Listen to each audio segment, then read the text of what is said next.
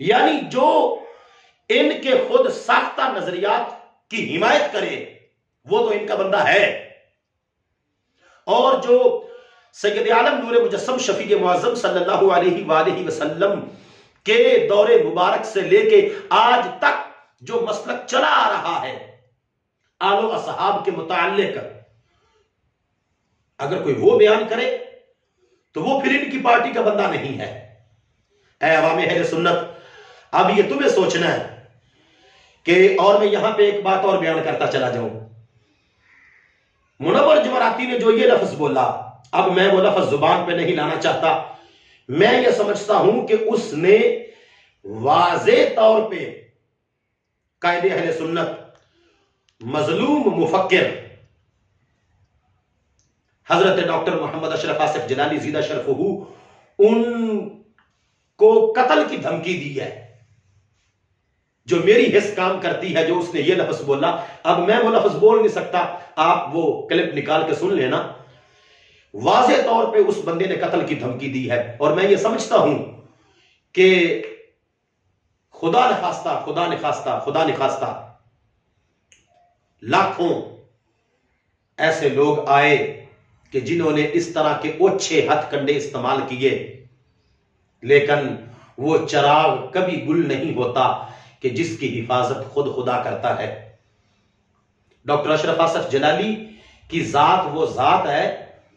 کہ پوری 6 گھنٹے کی کانفرنس کے اندر سارے بندے ایک ہی بندے کو گالیاں دیتے رہے، اور سارے بندے کسی کے پاس ان کے دیے ہوئے دلائل کا کوئی جواب نہیں تھا، اور محی الدین محبوب نے تو یہاں تک کہہ دیا تھا کہ تم 1000 کلپ بھی بناؤ، فتنہ حویلیاں کا پہلا سیمینار رد فتنہ حویلیاں کا تم کرتے ہو، میں تمہاری بات کا کوئی جواب نہیں دوں گا۔ جواب ہے ہی نہیں اس کے پاس، اس بیچارے نے جواب دینا کیا ہے؟ کیسے وہ ختم کر سکتا ہے السیف المسلول کو؟ کیسے وہ ختم کر سکتا ہے ان ساری عبارات کو، ان کتابوں کو، ان رسالوں کو جو اس کا پیر لکھ کے گیا؟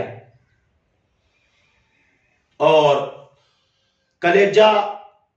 منہ کو آتا ہے کہ جس وقت آج ہم دیکھتے ہیں کہ حملے تو ہماری جو مختصر سی 32-33 سالہ زندگی ہے، جو ہم نے دیکھا کہ یہ عرفان شاہ کا تو پورا دور ہی بڑا عجیب گزرا، کیسی لازوال، میں کہتا ہوں جو 14 اگست کو 21 توپوں کی سلامی ملک پاکستان کی سالمیت کو دی جاتی ہے، کاش کہ وہ حکومت وقت اس بندے کی سوچ کو دے کہ پوری زندگی جس بندے نے سوائے اہل سنت کو منتشر کرنے کے اور کوئی کام ہی نہیں کیا، اور ہم تھے کہ اس کی بڑکوں کو اور اس کے موٹے پن کو اور اس کی للکار کو دیکھ کے حجت الاسلام کہا، لیکن آج وہ حجت الاسلام نہیں، آج وہ حجت الایران ہے یا حجت القوم ہے، کہ جس کی زبان جب بھی کھلتی ہے کبھی صحابہ پہ، اور کبھی وہ حضرت امام سجاد امام زین العابدین بن امام علی مقام حضرت امام حسین رضی اللہ تعالی عنہما،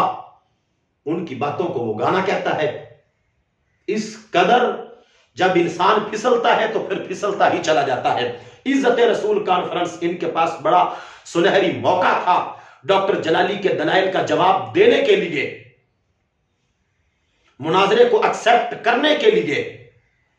پیر منور آستانہ علی عبداللہ والا شریف کو وہاں پر بلا کر شرائط مناظرہ طے کرنے کے لیے۔ بڑا خوبصورت وقت تھا اور قوم کو یہ اپنا سچ واضح کر سکتے تھے، لیکن گالیاں دے کے اور پورے کے پورے مقررین نے ایک ہی بندے کو نشانہ بنایا جو اس بات کو واضح کر رہا تھا کہ ان سب کو، یا تو شعر و شاعری تھی، ان سب کو ایک ٹھوکر سے جس بندے نے آگے لگایا ہے، اس وقت اہل سنت کے نظریات کی جو ترجمانی 4th شیڈول ہونے کے باوجود، مقدمے ہونے کے باوجود، اپنے ادارے میں ایک بندے کو محصور کرنے کے باوجود، لیکن پھر بھی ان لوگوں نے جب یہ صفائیاں دینا شروع کی تو واضح ہو رہا تھا کہ یہ لوگ کتنا بخلاہٹ کا شکار ہیں اور کس قدر یہ گر چکے ہیں، اور عوام اہل سنت نے کس طرح ان لوگوں کو مسترد کر دیا ہے کہ سیادت کی آڑ میں، حالانکہ سیادت رفض نہیں، رفض سیادت نہیں، صحابہ پر طعن حب اہل بیت نہیں، اور حب اہل بیت کا کون منکر ہے کہ ہو سنی اور وہ حب اہل بیت کا انکار کرے؟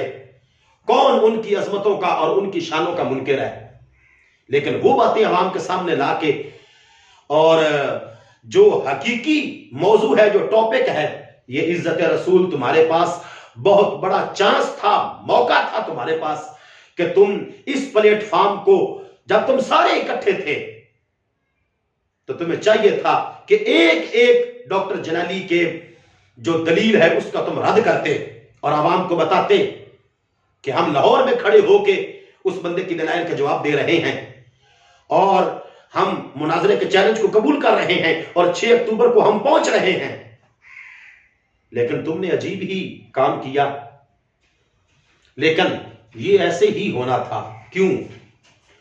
کہ حق جو ہوتا ہے وہ حق ہی ہوتا ہے۔ اور اگر تمہاری یہ سوچ ہو جو تم بار بار کہتے ہو کہ بھوکے بھوکے، خدا کی قسم کوئی ایک بندہ بھی پاکستان کے اندر، کوئی ایک سید زادہ بھی پاکستان کے اندر، کسی ایک خانقاہ کا بھی کوئی بندہ یہ ثابت ہی نہیں کر سکتا کہ وہ غلام حافظ الحدیث ڈاکٹر اشرف آصف جلالی اور وہ دین کو بیچتا ہو، کس قدر۔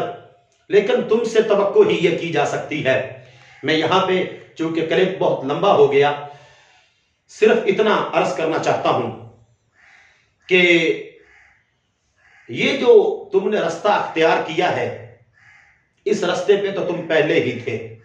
لیکن پھر بھی عوام اہل سنت جو ہے وہ تمہاری قدر کرتی تھی کہ کچھ چیزوں کا پتہ نہیں تھا کہ پوری زندگی اشرف سیالوی صاحب کو، اور پوری زندگی نورانی صاحب کو، اور پوری زندگی کبھی کسی کو کفر کہتے ہوئے گزری، اور آج بڑھاپے میں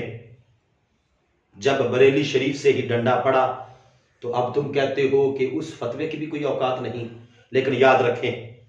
جب تک بھی زندہ رہنا ہے، حق قول زبان سے کہنا ہے۔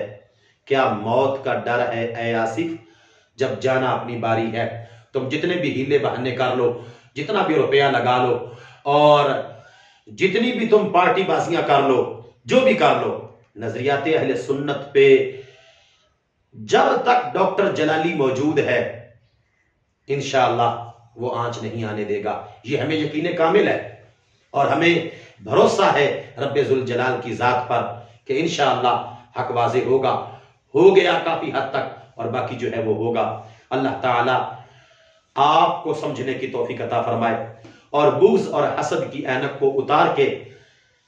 زندگی کا کوئی پتہ نہیں،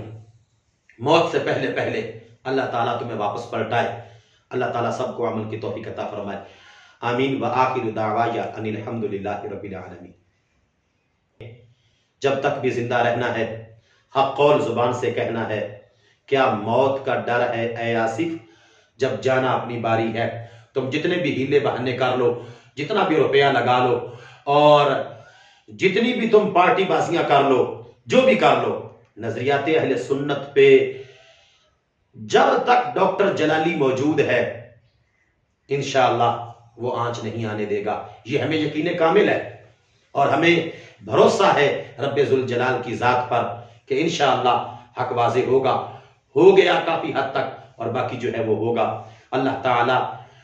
آپ کو سمجھنے کی توفیق عطا فرمائے، اور بغض اور حسد کی اینک کو اتار کے، زندگی کا کوئی پتہ نہیں، موت سے پہلے پہلے اللہ تعالیٰ تمہیں واپس پلٹائے۔ اللہ تعالیٰ سب کو عمل کی توفیق عطا فرمائے۔ آمین وآخر دعوایا ان الحمدللہ رب العالمین۔